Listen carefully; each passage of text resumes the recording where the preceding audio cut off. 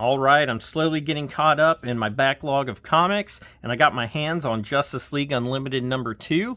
I enjoyed Justice League number 1, so let's see if I enjoy this still. Hello everyone, I'm Mr. Beefy, and this is Saturday Morning Comics.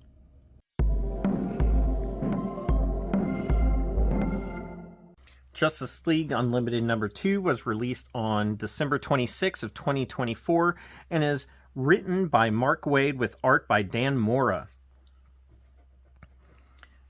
So issue 2 has this cover, which is kind of a fun little cover. Has invasive species at the bottom of it, and you see all these, they look like insects, but if you look closely, they are actually little parademons on the cover. So we start with this little ominous shot of the Blue Beetle getting dragged away into the jungle. And we see these tiny little beady eyes that, if we were paying attention to the cover of the comic, we would know are probably little parademons. So we quickly jump into action with some of the Justice League Unlimited warping to where these parademons are. And it's Wonder Woman, Superman, Black Lightning, Mary Marvel, Martian Manhunter, Star Sapphire, and this guy right here, who we find out is Dr. Occult. It's one of the characters that I don't know a lot about, but that's kind of why I'm excited for this comic, is to see some of these characters I wouldn't normally see otherwise. So Superman finds Batman, sees that he's injured, and Batman informs Superman that him and Blue Beetle stumbled across basically this nest that had a bunch of baby parademons hatching from it. These parademons have been kidnapping children, so Batman kind of disperses everyone, gives them a job to do, and sends Dr. Occult and Martian Manhunter on their way to save the children. I will say that there is a lot going on in this comic, because there is also some of the Atom Project going on, which some of the superheroes don't have all of their powers, or lost it during the Absolute Power crisis or event, and so there's some of that going on as well, in which Atom Smasher's trying to get some of his powers back.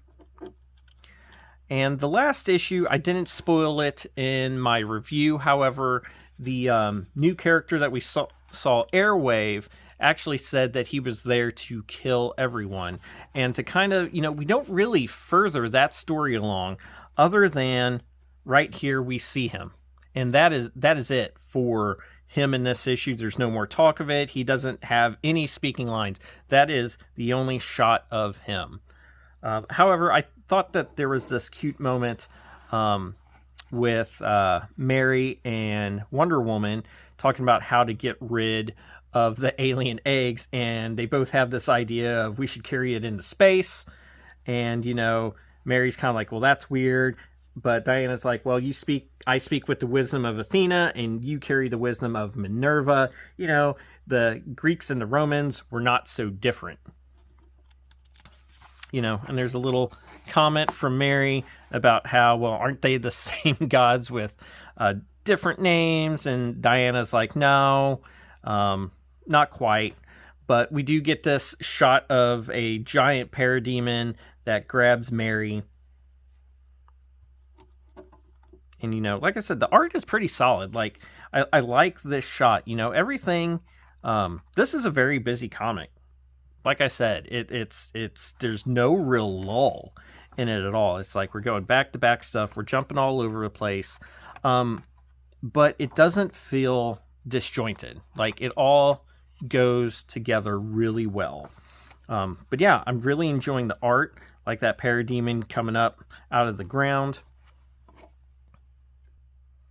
And so what the Justice League ends up finding is this parademon. And really, it's a new type of parademon because it has sentience or intelligence. And we have a fight break out with Martian Manhunter and the parademon. And Martian Manhunter kind of lets loose and kind of doesn't act like his stereotypical self. He turns into the parademon, and starts continually beating him up until Wonder Woman comes in with her lasso and slows him down, at which point he just goes off. So yeah, I mean, this was a really quick look. This comic was a really quick read, and not in a bad way. There is a lot going on. The art is solid. I like the cover. I like, these type of pages. I like the design of the parademons in it. This is not a boring comic. Like, it is fast paced. You got a lot of things going on.